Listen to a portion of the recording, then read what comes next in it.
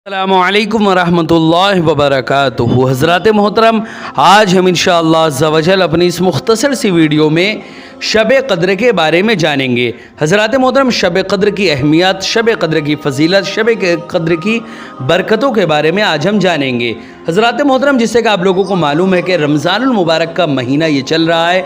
इस महीने में अल्लाह रब्बुल इज़्ज़त ने बहुत सारी नेमतें और बरकतें नाजिल फरमाई हैं। उन्हीं नेमतों और बरकतों में से एक अज़ीम नेमत शब क़द्र भी है, जिसकी बरकतों और रहमतों के बारे में आज हम जानेंगे। वीडियो पसंद आए तो वीडियो को लाइक करें, शेयर करें, और अगर हमारे मोहम्मदी चैनल पर नए आए हों तो इसे ज़रूर सब्सक्राइब करके बेल आइकन को भी ज़रूर दबाएं। हज़रात मोहतरम, जैसे कि आप लोगों को मालूम है कि हम इसी तरह दीनी और इल्मी काम को बाज़ाब्ता अंजाम दे रहे हैं। इसी मकसद के पेश नज़र हमने एक मदरसा और एक जामा मस्जिद की बाज़ाब्ता बुनियाद डाली है। आप में से जो कोई भी हमारे मदरसे या मस्जिद में ताउन करना चाहता है, ज़कात, सदका, फ़ितरा, अतिया, हदिया या किसी भी तरह का डोनेशन वो हमारे मदरसे या मस्जिद में देना चाहता है, तो वो गूगल पे के ज़रिए, पेटीएम के ज़रिए, बैंक अकाउंट के ज़रिए या वेस्टर्न यूनियन के थ्रू या किसी भी ज़रिए वो हमारे मदरसे या मस्जिद में वो ताउन और सपोर्ट हमें कर सकता है।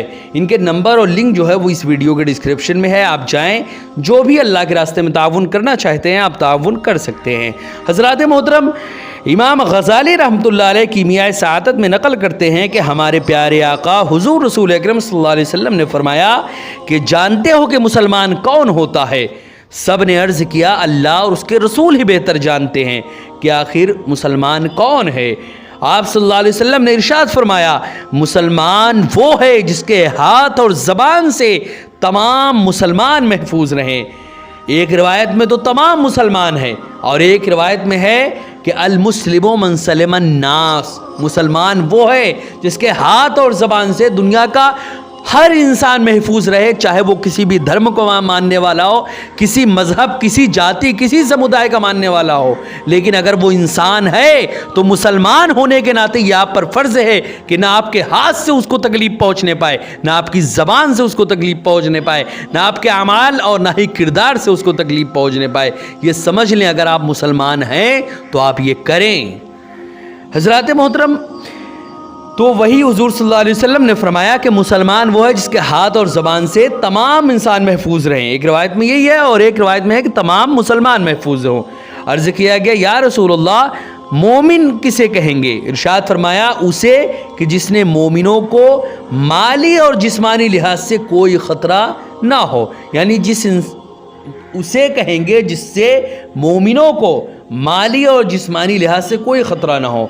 यानी वो इंसान जिसने अपने आप को किसी को भी तकलीफ़ देने से, ख्वाह माली तकलीफ़ हो या फिर जिस्मानी तकलीफ़ हो, हर तरह की तकलीफ़ देने से अपने आप को रोक लिया हो, तो वो इंसान मोमिन है। यानी जिससे मोमिनों को माली और जिस्मानी लिहाज से कोई भी ख़तरा लाहिक ना हो। फिर पूछा गया, मुहाजिर कौन होता है? इरशाद फरमाया, वो जिसने अफ़आल बद यानी गुनाहों से अलहदगी अख्तियार कर ली हो।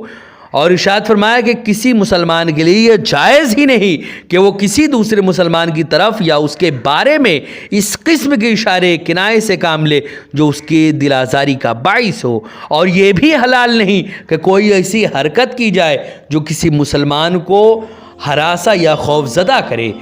हज़रात मोहतरम, हज़रत सैयदना मुजाहिद रहमतुल्लाह अलैह फरमाते हैं कि अल्लाह रब्बुल इज़्ज़त बाज़ दोज़खियों को ऐसी ख़ारिश में, ऐसी खुजली में मुब्तला कर देगा कि वो खुजाते खुजाते उनकी खाल उधड़ जाएगी, यहाँ तक कि उनकी हड्डियाँ ज़ाहिर हो जाएंगी, हड्डियाँ दिखने लगेंगी। फिर आवाज़ आएगी कि कहो कैसी रही ये तकलीफ़? वो कहेंगे कि इंतहाई सख्त और नाकाबिल बर्दाश्त है। तब उन्हें बताएंगे कि ये सज़ा उस बात की है कि दुनिया में तुम मुसलमानों को सताया करते थे। हुज़ूर रसूल अकरम सल्लल्लाहु अलैहि वसल्लम ने इरशाद फरमाया, मैंने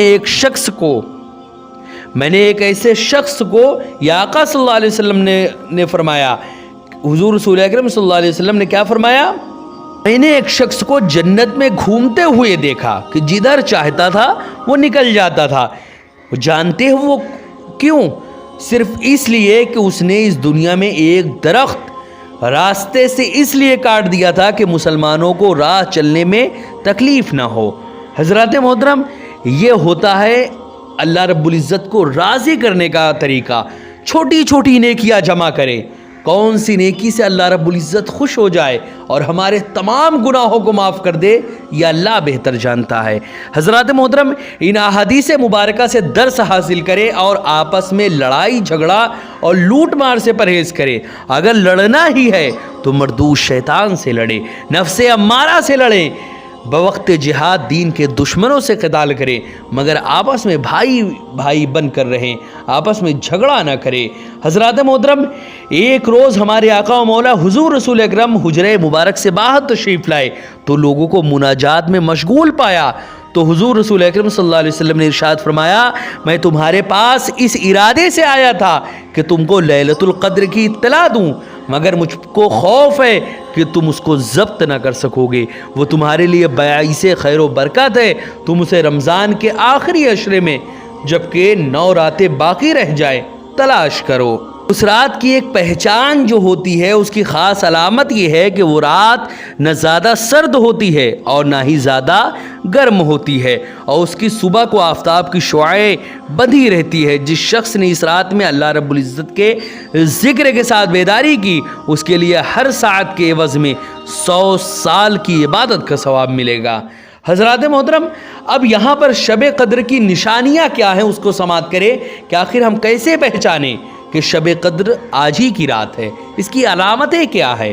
حضرت سیدنا عبادہ بن صامت رضی اللہ تعالیٰ عنہ حضور رسول اکرم صلی اللہ علیہ وسلم کی خدمت بابرکت میں شب قدر کے بارے میں سوال کیا، تو حضور رسول اکرم صلی اللہ علیہ وسلم نے ارشاد فرمایا، شب قدر رمضان المبارک کے آخری عشرے کی طاق راتوں میں ہے، یعنی 21، 23، 25، 27 یا 29ویں رات میں، یا رمضان کے آخری شب میں ہے۔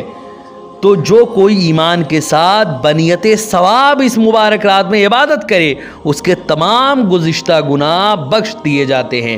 اس کی علامات میں سے یہ بھی ہے کہ وہ مبارک شب جو ہے، یعنی وہ مبارک رات جو ہے، وہ کھلی ہوئی روشن اور بالکل صاف شفاف ہوتی ہے، اس میں نہ زیادہ گرمی ہوتی ہے اور نہ زیادہ سردی ہوتی ہے، بلکہ یہ رات معتدل ہوتی ہے، گویا اس میں چاند کھلا ہوا ہوتا ہے۔ اس پوری رات میں شیاطین کو آسمان کے ستارے نہیں مارے جاتے۔ مزید نشانیوں میں سے یہ بھی ہے کہ اس رات کے گزرنے کے بعد جو صبح آتی ہے، اس میں سورج بغیر شعاع کے طلوع ہوتا ہے، اور وہ ایسا ہوتا ہے کہ گویا 14ویں کا چاند۔ اللہ رب العزت نے اس دن طلوع آفتاب کے ساتھ شیطان کو نکلنے سے روک دیا ہے۔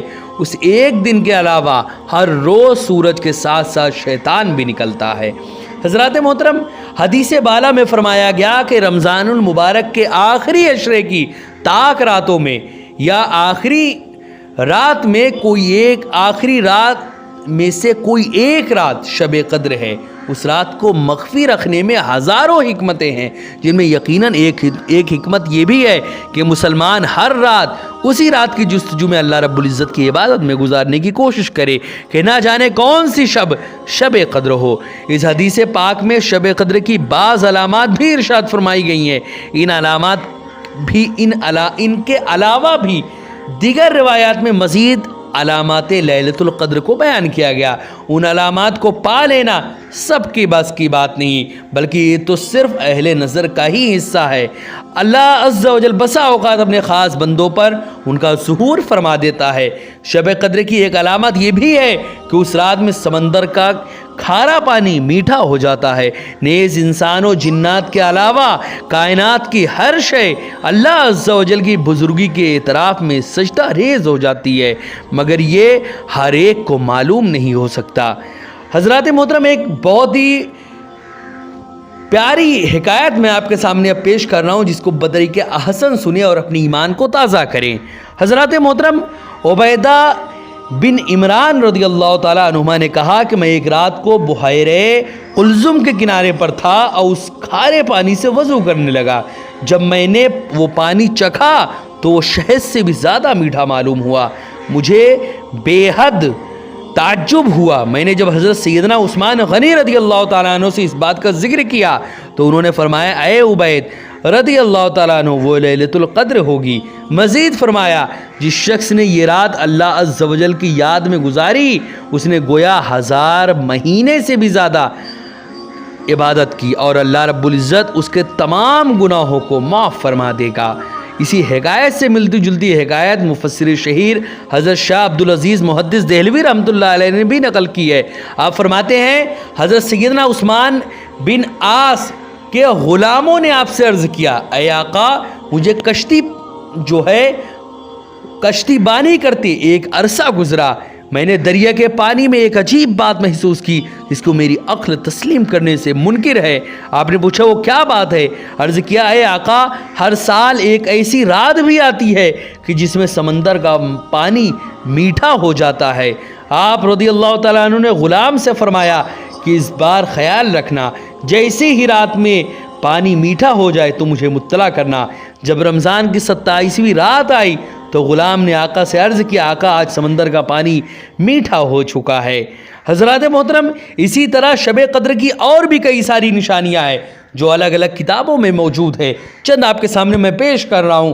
حضرت سیدنا امام عبد الوہاب شعرانی رحمۃ اللہ علیہ لیلۃ القدر کی نشانیوں کے بارے میں بیان کرتے ہیں کہ کشف الغمہ میں تحریر فرماتے ہیں، یہ رات نہایت ہی صاف شفاف ہوتی ہے، اس میں نہ زیادہ گرمی ہوتی ہے نہ سخت سردی، موسم بھی اس رات معتدل ہوتا ہے، نہ تیز و تند ہوا چلتی ہے نہ ہی بادل چھائے ہوتے ہیں، اس رات بارش بھی نہیں ہوتی، اس رات شیاطین ستاروں سے نہیں مارے جاتے، اس رات کی صبح کو سورج بغیر شعاع کے طلوع ہوتا ہے۔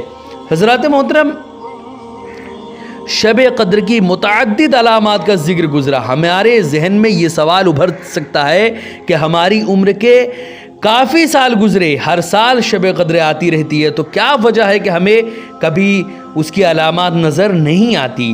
اس کے جواب میں علماء کرام فرماتے ہیں ان باتوں کا علم ہر ایک کو نہیں ہو سکتا کیونکہ ان کا تعلق کشف و کرامت سے ہے، اسے تو وہی دیکھ سکتا ہے جس کو بصیرت یعنی قلبی نظر کی نعمت حاصل ہو۔ ہر وقت معصیت کی نحوست میں لت پت رہنے والا گنہگار انسان ان نظاروں کو کیسے دیکھ سکتا ہے؟ حضرات محترم، اللہ رب العزت نے اپنی مشیت کے تحت شب قدر کو پوشیدہ رکھا ہے، لہذا ہمیں یقین کے ساتھ نہیں معلوم کہ شب قدر کون سی رات ہے، لیکن جو بھی رات ہے ہمیں طاق راتوں میں ہی اس کو ڈھونڈنا چاہیے۔ اسی طرح حضرت ام المومنین حضرت سیدنا عائشہ رضی اللہ تعالی عنہ کہتی ہیں کہ میرے سرتاج حضور رسول اکرم صلی اللہ علیہ وسلم صاحب معراج صلی اللہ علیہ وسلم نے ارشاد فرمایا، شب قدر کو رمضان المبارک کے آخری عشرے کی طاق راتوں یعنی 21، 23، 25، 27 اور 29ویں راتوں میں اس کو تلاش کرو۔ اسی طرح حضرت سیدنا عبداللہ ابن عمر سے روایت ہے کہ صاحب قرآن حضور رسول اکرم صلی اللہ علیہ وسلم صحابہ اکرام میں سے چند افراد کو شب قدر خواب میں آخری 7 راتوں میں دکھائی گئی، یعنی دور کے صحابہ میں سے چند افراد کو شب قدر جو ہے وہ آخری کے طاق راتوں میں سے چند راتوں میں دکھائی گئی۔ میٹھے آقا صلی اللہ علیہ وسلم نے ارشاد فرمایا، میں دیکھتا ہوں کہ تمہارے خواب آخری 7 راتوں میں متفق ہو گئے ہیں، اس لیے اس کا تلاش کرنے والا اسے آخری 7 راتوں میں تلاش کرے۔ حضرات محترم، اللہ رب العزت کی سنت کریمہ ہے کہ اس نے بعض اہم ترین معاملات کو اپنی مشیت سے بندوں پر پوشیدہ رکھا ہے، جیسے کہ حدیث پاک میں آتا ہے کہ اللہ رب العزت نے اپنی خوشنودی کو اپنی رضا کو نیکیوں میں، اپنی ناراضگی کو گناہوں میں اور اپنے اولیاء کو اپنے بندوں میں پوشیدہ رکھا ہے۔ اس کا خلاصہ یہی ہے کہ بندہ کسی بھی نیکی کو غیر اہم سمجھ کر نہ چھوڑے، کیونکہ وہ نہیں جانتا کہ اللہ عز و جل کس نیکی پر راضی ہو جائے۔ ہو سکتا ہے کہ نیکی بظاہر بہت ہی چھوٹی نظر آتی ہو، اسی سے اللہ رب العزت راضی ہو جائے۔ متعدد احادیث مبارکہ سے بھی یہی پتہ چلتا ہے، مثلا قیامت کے روز ایک شخص صرف اس نیکی کے عوض بخش دیا جائے گا کہ اس نے ایک پیاسے کو دنیا میں پانی پلایا تھا۔ اسی طرح اپنی ناراضگی کو گناہوں میں اللہ رب العزت نے پوشیدہ رکھا ہے۔ اس کی حکمت یہی ہے کہ بندہ کسی گناہ کو چھوٹا تصور کر کے نہ بیٹھے بلکہ ہر گناہ سے بچتا ہی رہے، چونکہ بندہ نہیں جانتا کہ اللہ رب العزت کس گناہ سے ناراض ہو جائے گا، لہٰذا وہ ہر گناہ سے پرہیزی کرے۔ اسی طرح اولیاء کرام کو بندوں میں اس لیے پوشیدہ رکھا کہ انسان ہر نیک مسلمان کی رعایت اور ان کی تعظیم کرے اور سوچے کہ ہو سکتا ہے کہ اللہ کا ولی ہو سکتا ہے کہ وہ اللہ کا ولی ہو، اور ظاہر ہے جب ہم نیک لوگوں کا ادب اور تعظیم کریں گے، بدگمانی کی عادت نکال دیں گے اور سب مسلمانوں کو اپنے آپ سے اچھا تصور کرنے لگیں گے تو ہمارا معاشرہ بھی صحیح ہو جائے گا انشاءاللہ، ہماری دعائیں بھی ہماری عاقبت بھی سنور جائے گی۔ حضرات محترم، اسی طرح پوشیدہ رکھنے والے معاملات میں یہ بھی ہے کہ ہر رات ایک ساتھ مقبولیت کی دعا، ہر رات ایک ایسی ساعت آتی ہے کہ وہ ساعت جو ہے وہ مقبولیت دعا کی ہوتی ہے، وہ بھی پوشیدہ رکھی گئی ہے۔ انشاءاللہ عز و جل اس کے بارے میں ہم نیکسٹ ویڈیو میں جانیں گے، شب قدر کی فضیلت، اہمیت اور برکتوں کے بارے میں، اور مزید ہم شب قدر میں کون کون سی عبادت و ریاضت، کون کون سے ذکر و اذکار کرنا چاہیے حدیث کے مطابق، اس کو ہم نیکسٹ ویڈیو میں جانیں گے۔ السلام علیکم ورحمۃ اللہ وبرکاتہ۔